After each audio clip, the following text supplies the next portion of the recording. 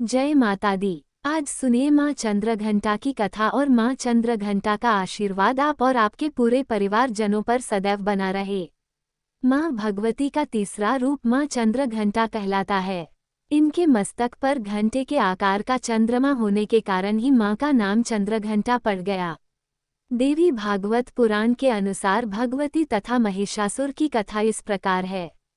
त्रिलोकी को त्रस्त करने वाले महिषासुर नामक दैत्य का जन्म असुर राज रंभ और एक महिष अर्थात भैंस त्रिहायन के समागम से हुआ था। रंभ धनु का पुत्र था। धनु के पुत्र दानव कहलाए।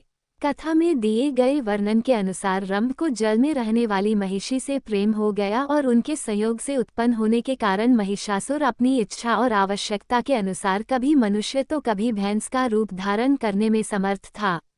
वह अनेक रूप धारण कर लेता था। माना जाता है कि दैत्य काम रूप होते हैं और अपनी कामना के अनुरूप उनके द्वारा छद्म रूप धारण करने की अनेकों कथाएं भी हमारे ग्रंथों में मिलती हैं। जब महिषासुर राजा बना तो उसने घोर तपस्या की और ब्रह्मा जी को प्रसन्न कर उनसे अमर होने का वरदान मांगा, जिसे देना संभव न बताते हुए ब्रह्मा जी ने उससे कहा कि वो कोई अन्य वर मांगे। उसकी अमरता होने की लालसा बलवती थी। वो किसी भी हाल में अमर होना चाहता था। तब उसने श्री ब्रह्मा जी से वर मांगा कि हे ब्रह्मा जी, देव, दानव या मनुष्य, इन तीनों में से किसी भी पुरुष द्वारा मेरी मृत्यु ना हो सके, और स्त्री तो वैसे भी कोमलांगी होती है, वो तो मुझे वैसे भी कभी नहीं मार सकती। ये सोचकर उसने ब्रह्मा जी से यही वर मांग लिया। ब्रह्मा जी ने तथास्तु कहकर उसकी यह इच्छा पूर्ण कर दी। अब वर पा लेने के बाद महिषासुर ने पृथ्वी को जीत लिया और स्वर्ग पर आक्रमण करके देवताओं से वहां का आधिपत्य भी छीन लिया। भय से व्याकुल देवता गण श्री ब्रह्मा जी के पास गए, क्योंकि उन्हीं के दिए वरदान अनुसार वह दैत्य शक्तिशाली बन बैठा था। तब श्री ब्रह्मा जी ने सभी देवताओं को भगवान विष्णु की शरण में जाने को कहा और फिर श्री ब्रह्मा जी अन्य देवी देवताओं के साथ श्री विष्णु जी की शरण में गए और अपनी रक्षा और सहायता के हेतु प्रार्थना की, और फिर यहीं से देवी चंद्रघंटा के प्राकट्य की कथा आरंभ होती है। देवताओं ने भगवान विष्णु से पूछा, हे नारायण, ऐसी कौन स्त्री होगी जो दुराचारी महिषासुर को रण में मार सके? तब भगवान विष्णु ने मुस्कुराते हुए कहा, अब तो एक ही उपाय है। यदि सभी देवताओं के तेज से सबकी शक्ति के अंश से कोई सुंदरी उत्पन्न की जाए तो वही वीर स्त्री मायावी मदोन्मत्त दुष्ट महिषासुर का वध करने में समर्थ होगी। इसलिए भगवती पराशक्ति से हमें प्रार्थना करनी चाहिए कि वो हम सबके तेजांश सेवक तेजपुंज स्वरूपिणी नारी के रूप में प्रकट हो। उस नारी को हम रुद्र आदि सब देवता विविध प्रकार के शस्त्र आदि देंगे। तब विभिन्न शस्त्रायुधों से सुसज्जित हुई वह तेजोमी नारी उस पापी मदगर्वित दुरात्मा का वध अवश्य कर देगी। उनके ऐसा कहते ही श्री ब्रह्मा जी के मुख से एक ऐसा तेजपुंज निकला। सुंदर आकृति वाला वह तेज लाल रंग का था, और इसके बाद भगवान शिव के शरीर से भी महाप्रचंड तेज निकला, जो भयंकर रूप वाला पर्वत के समान विशाल और साक्षात दूसरे तमोगुण जैसा था। इसके बाद भगवान विष्णु के शरीर से सत्वगुण संपन्न नील वर्ण और अत्यंत दीप्तमान दूसरी तेजो राशि प्रकट हो गई, और फिर इसके बाद देवराज इंद्र के शरीर से पूर्ण गोलाकार सर्वगुणात्मक तेज प्रादुर्भूत हुआ। कुबेर, यम, अग्नि, वरुण, कामदेव, चंद्र और अन्य देवताओं के शरीर से भी अतिशय प्रदीप्त तेज निकला। दूसरे हिमालय पर्वत के समान विशाल उस महादिव्य तेजो राशि से सभी के देखते ही देखते एक सुंदर और महान तेजस्विनी नारी वहां प्रकट हो गई। सभी देवताओं के शरीरों से आविर्भूत वह त्रिगुणात्मिका अर्थात सतोगुण, रजोगुण और तमोगुण से युक्त त्रिवर्णा अर्थात 3 वर्णों वाली 18 भुजाओं वाली उज्ज्वल मुख वाली काले नेत्रों वाली अपूर्व कांत से संपन्न स्त्री साक्षात भगवती महालक्ष्मी थी। असुरों का विनाश करने के लिए वे तब हजारों भुजाओं से सुशोभित हो गई, और इसके बाद देवताओं ने उन्हें अपने अपने शुभ भूषण और आयुध प्रदान किए। उन्हें विविध अस्त्र और वस्त्र भी प्रदान किए गए। जैसे क्षीर सागर ने लाल रंग के दिव्य वस्त्र तथा मणि मंडित हार, विश्वकर्मा ने करोड़ों सूर्यों के समान तेज वाली दिव्य चूड़ामणि, कुंडल द्वय, बाजुब, केयूर और तरह तरह के रत्न जटित कंकड़, वरुण ने सदैव खिले रहने वाले कमल पुष्पों की वैजंती माला, हिमालय पर्वत ने विविध प्रकार के रत्न तथा सवारी के लिए सिंह, और अनेक देवताओं ने नानावी अनुपम वस्त्र आभूषण प्रदान किए। सिंह पर सवार सर्वाभूषणों से सुसज्जित देवी शतशोभा में लग रही थी। अब सभी देवों ने उन्हें और विविध आयुध प्रदान किए। भगवान विष्णु ने अपने सुदर्शन चक्र के अंग रूप से उत्पन्न सहस्त्रधार वाला अत्यंत तेजोमय चक्र प्रदान किया। ब्रह्मा जी ने गंगाजल से परिपूर्ण एक कमंडलू, भगवान शंकर ने अपने त्रिशूल का अंगभूत एक त्रिशूल, वरुण ने अत्यंत उज्ज्वल मंगलमय और घनघोर शब्द करने वाला शंख तथा पाश, अग्नि ने मन के समान गति करने वाली एक शक्ति, यमराज ने अपने कालदंड से उत्पन्न हुआ एक दंड, त्वष्टा ने कोमोद की गदा आदि प्रदान किए। ये सब दैत्यों को नष्ट करने में समर्थ थे। इस प्रकार सब आभूषणों से शस्त्रास्त्र से सुसज्जित भगवती को देखकर सभी देवता बड़े प्रसन्न और विस्मित हुए और उन्हें नमन कर उनकी स्तुति करने लगे और उन्हें महिषासुर द्वारा दिए गए उपद्रवों और त्रासों के बारे में बताकर उनसे विनम्र स्वर में रक्षा की प्रार्थना करने लगे। इंद्र आदि देवताओं द्वारा नमस्कृत और स्तुति किए जाने पर देवी भगवती ने उनसे मंदहास से बिखेरते हुए कहा, हे देवगणों, भय का त्याग करो, उस मंदमती महिषासुर को मैं नष्ट कर दूंगी। संपूर्ण विश्व को मोह में पड़ा हुआ देखकर देवी ने अट्टहास किया। ये कहती हुई वे उठकर पुनः हंस पड़ी। इससे जो घोर शब्द गूंजा वह दैत्यों को भयभीत करने वाला था। उस शब्द से पृथ्वी कांप उठी, पर्वत हिल उठे, समुद्र में ज्वार उमड़ पड़े, सुमेरु पर्वत तक विचलित हो उठा, दिशाएं गुंजायमान हो उठी और दैत्यों के दिल दहल गए। देवों ने भगवती की जय जयकार का उच्च घोष किया, जिसे सुनकर दैत्य भी भयभीत हो गए। महिषासुर ने भी सुना और सुनकर वह अत्यंत क्रुद्ध हो गया और इस निनाद के विषय में पता लगाने का दैत्यों को आदेश देकर कहने लगा कि दैत्य हो या देवता, जिसने भी यह कर्ण कटु शब्द किया हो उसे पकड़ कर लाओ। अपने भेजे हुए दूतों से गर्जन करती हुई सुंदर किंतु भयभीत करने वाली नारी के बारे में जान लेने के बाद उसने अपने मंत्री को उस सुंदरी को साम आदि अर्थात साम दाम दंड भेद किसी भी उपाय से किसी भी प्रकार से वहां लिवा लाने के लिए भेजा। मंत्री के देवी के सम्मुख जाने और महिषासुर का संदेश देने पर देवी ने उससे कहा, हे मंत्री श्रेष्ठ, मैं देवताओं की जननी महालक्ष्मी के नाम से विख्यात हूँ। सब दैत्यों को नष्ट करना ही मेरा परम कर्तव्य है, क्योंकि महिषासुर के अत्याचारों से पीड़ित और यज्ञ भाग से वंचित देवताओं ने उसे मारने की मुझसे प्रार्थना की है। अब तुम उस पापी से जाकर कह दो, यदि तुम जीवित रहना चाहते हो तो तुरंत पाताल लोक चले जाओ। देवताओं को उनका आधिपत्य वापस कर दो और अन्यथा मैं बाणों से तुम्हारा शरीर नष्ट भ्रष्ट करके तुम्हें यमपुरी पहुंचा दूंगी। मैं बिना किसी सेना के अकेले ही उसका वध करने यहाँ आई हूँ। मंत्री ने जाकर दैत्यराज महिषासुर को ये सारा वृतांत कह सुनाया। दैत्यराज ने अपने साथियों के साथ परामर्श किया। उसके मुख्यमंत्री थे ताम्र, वाष्कल, असिलोमा, दुर्मुख, दुर्धर, दुर्मत, विरूपाक्ष, विरालाक्ष और चिकुर इत्यादि। इसके बाद ताम्र को अपने संदेश के साथ देवी के पास भेजा।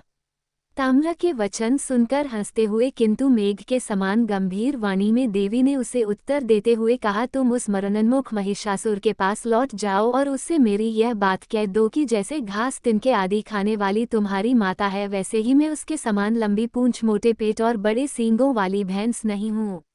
अतः स्वयं आकर युद्ध कर। यदि तुझे प्राणों से मोह हो तो अपने साथियों के साथ पृथ्वी और सागर छोड़कर तुरंत पाताल लोक चले जाओ। इतना कहकर देवी ने कल्पांत के समान घोर गर्जन किया, जिसे सुनकर दैत्यों का हृदय फट गया। ताम्र भयभीत होकर वहां से भाग खड़ा हुआ। ताम्र को इस प्रकार वापस आया देख महिषासुर विमूढ़ हो गया। दुर्मुख और वाष्कल ने युद्ध की मंत्रणा करते हुए कहा कि हम जाकर युद्ध करेंगे, और वे देवी के सम्मुख चले गए और उनसे महिषासुर को वर के रूप में स्वीकार करने की वही पुरानी बात कही। तब देवी के ललकारने पर उन पर बाण वर्षा आरंभ कर दी और इस प्रकार भयंकर युद्ध प्रारंभ हो गया, जिसमें देवी ने दोनों का देखते ही देखते वध कर दिया। तब सेनापति चिकिशिक्षु अन्य दैत्यों को लेकर देवी के पास पहुंचा। वह भी अपनी दैत्य सेना सहित मारा गया। फिर तो असिलोमा और विडालाक्ष भी सैनिकों सहित देवी द्वारा मृत्यु का ग्रास बना दिए गए। अंत में महिषासुर स्वयं आकर्षक मनुष्य का रूप धारण करके युद्ध के लिए चल पड़ा। उसकी मूल बुद्धि में यही बात आ रही थी कि इस मोहक रूप से वह देवी को अपनी ओर आकृष्ट कर लेगा।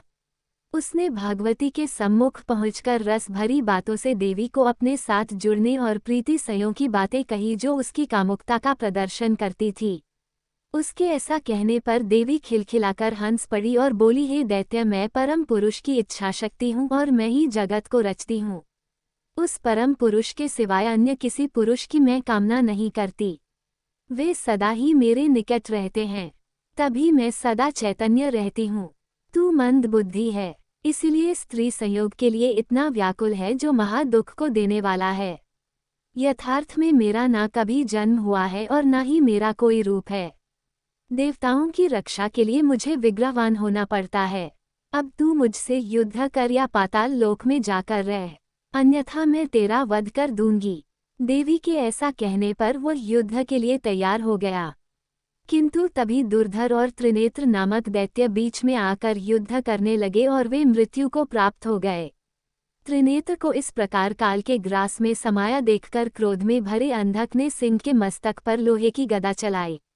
तब देवी के वाहन सिंह ने अपने नखों से उसे फाड़कर रख दिया और उसे तिनके की तरह चबा डाला।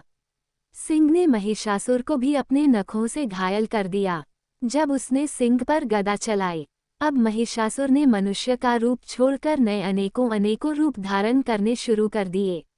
सिंह का, फिर हाथी का, शरभ का और अंत में महिष अर्थात भैंसे का रूप उसने धारण किया और वह देवी पर सिन्हों से प्रहार करने लगा। तब क्रोध से लाल नेत्र कर भगवती चंडिका ने अपने त्रिशूल से उस पर आक्रमण कर दिया। वह मूर्छित होकर फिर उठ बैठा और देवी पर भयानक चित्कार करते हुए पदाघात करने लगा। इससे देवगण भयभीत हो उठे, किंतु देवी ने सहस्त्रधार वाला चक्र हाथ में लेकर उस पर छोड़ दिया और महिषासुर का मस्तक उस दारुण चक्र से काटकर उसे युद्ध भूमि में गिरा दिया। फिर उसका कब अर्थात धड़ भी घूमता हुआ पृथ्वी पर जा गिरा। इस प्रकार दैत्यराज महिषासुर का अंत हुआ और भगवती महिषासुर मर्दनी कहलाई। प्रेम से बोलिए महिषासुर मर्दनी की जय। देवताओं ने आनंदपूर्वक जयघोष किया। महिषासुर के वध से शेष भयभीत दानव अपने प्राण बचाकर पाताल लोक भाग गए। देव, मनुष्य और पृथ्वी के सभी प्राणी आनंद मगन हो गए। देवताओं ने भगवती की स्तुति की और उनके द्वारा स्तुत होकर देवी वहीं अंतर्ध्य हो गई। माँ चंद्रघंटा के विषय में एक और कथा प्रचलित है। कालिका पुराण के अनुसार महिषासुर भद्राकाली का अनन्य भक्त था। उसने माया से स्त्री रूप धरकर कात्यायन ऋषि के पुत्र के एक शिष्य को एक बार मोहित कर दिया था, जिससे वह तपोभ्रष्ट हो गया। इससे क्रोधित होकर कात्यायन मुनि के पुत्र ने महिषासुर को श्राप दे दिया कि उसका हनन एक नारी द्वारा होगा। एक बार देवी 18 भुजाओं के साथ उस भक्त के सामने प्रकट हुई और उसे वर मांगने के लिए कहा। महिषासुर ने कहा, मेरे पास सब कुछ है, केवल मैं देवताओं की भांति यज्ञों में अपने यज्ञ भाग पाकर देवताओं की तरह यज्ञों में पूजित होना चाहता हूँ, और संसार में जब तक सूर्यदेव विद्यमान है तब तक मैं आपके चरणों की सेवा का परित्याग न करूं। तब देवी माँ ने कहा कि यज्ञ भाग तो देवताओं के लिए ही अलग अलग कल्पित है और कोई भाग इस समय शेष नहीं है जो मैं तुम्हें दे सकूं। किंतु हे महिषासुर, मेरे साथ युद्ध में तेरे मारे जाने पर, तेरे निहित हो जाने पर तू मेरे चरणों को कभी नहीं त्याग पाएगा। मैं दुर्गा के स्वरूप में तुम्हारा और तुम्हारे साथियों का हनन करूंगी। कालिका पुराण में इस प्रकार देवी की कथा का वर्णन किया गया है। तब देवी उससे कहती है कि जहाँ कहीं भी मेरी पूजा होगी वहाँ हे दानव, ये तुम्हारा शरीर भी पूजा के और चिंतन के योग्य होगा। इसलिए देवी महिषासुर मर्दनी का चित्रण हमेशा महिषासुर के कटे हुए सिर के साथ ही दिखाया जाता है। अब आपको सुनाते हैं माता के 16 श्रृंगारों की बहुत ही अद्भुत और रोचक कथा। सृष्टि के प्रथम कल्प में एक बार मिथ्या देवी अपने पति अधर्म और भाई कपट के साथ मिलकर भूलोक पर घर घर अत्याचार फैला रही थी। लोभ ने अपनी दोनों पत्नियों शुद्धा और पिपासा के साथ मनुष्यों का जीना दुभ कर दिया। लोग एक दूसरे का धन, भूमि, पुत्री तथा पत्नियों का हरण करने लगे। चारों ओर व्यभिचार अत्याचार फैल गया। अधर्म और मिथ्या देवी का शासन हो गया। प्रजा त्रस्त होकर त्राहिमाम करने लगी। तब सप्तऋषियों ने महामाया परमेश्वरी की उपासना और कठिन तप किया। आदि शक्ति माता तब ऋषियों को उनकी तपस्या का फल प्रदान करने के लिए प्रकट हुई। भूतल पर धर्म की स्थापना करने के लिए और अधर्म का नाश करने के लिए माता रानी ने अंश रूप में अपने शरीर से अग्निदेव और उनकी पत्नी स्वाहा देवी को यज्ञदेव तथा उनकी पत्नी दीक्षा देवी और दक्षिणा देवी को पितृदेव और उनकी पत्नी स्वधा देवी को पुण्यदेव और उनकी पत्नी प्रतिष्ठा देवी को सुशील देव और उनकी पत्नियों शांति देवी और लज्जा देवी को ज्ञानदेव और उनकी पत्नियों बुद्धि देवी मेधा देवी धति देवी को अपने शरीर से उत्पन्न किया और अधर्म तथा मिथ्या देवी की सत्ता को समाप्त करने का आदेश दिया। हजारों वर्षों तक बड़ा भीषण युद्ध चला, लेकिन मिथ्या देवी को कोई भी हरा नहीं पाया। ये देखकर माता परमेश्वरी ने अपने शरीर से पुनः वैराग्य देव तथा उनकी पत्नी श्रद्धा देवी और भक्ति देवी को वायुदेव और उनकी पत्नी स्वस्थ देवी को मोहदेव तथा उनकी पत्नी दया देवी को सुखदेव तथा उनकी पत्नी तंद्रा देवी और प्रीति देवी को तथा रुद्रदेव और उनकी पत्नी कालाग्नि देवी को अपने शरीर से उत्पन्न किया।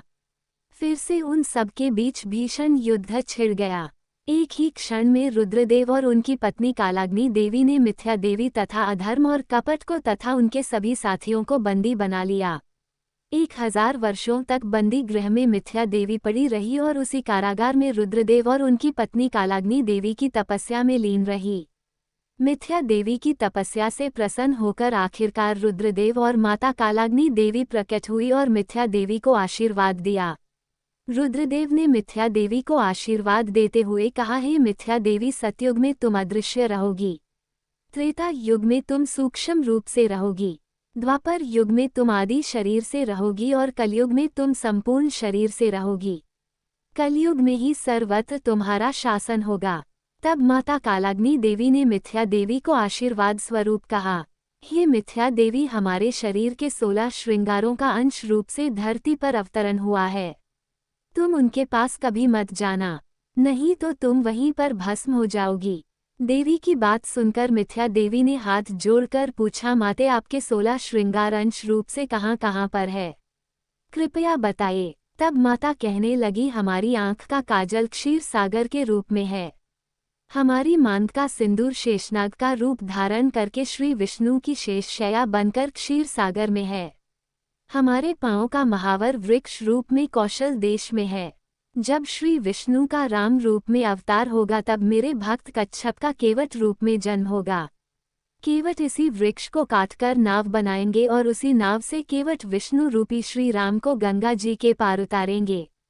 हमारे भाल की बिंदी गोकुल में गौ रूप धारण करके लाखों की संख्या में श्री कृष्ण अवतार में श्री कृष्ण के साथ रहकर उनकी लीलाओं का रसपान करेगी।